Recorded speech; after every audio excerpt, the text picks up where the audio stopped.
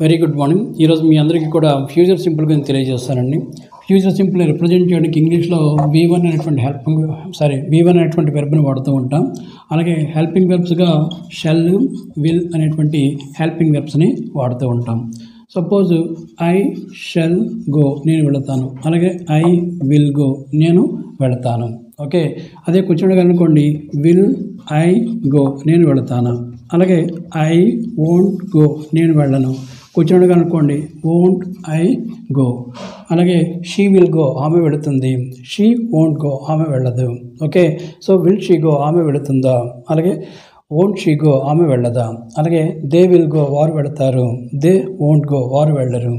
Okay, will they go, వారు వెళతారా. Won't they go, వారు వెళ్ళరా. ఈ విధంగా మనము క్వశ్చన్ అనేటువంటివి మనము ఫ్రేమ్ చేసుకుంటూ ఉంటాం. ఇది ఫ్యూచర్ సింపుల్ గురించి. ఓకే.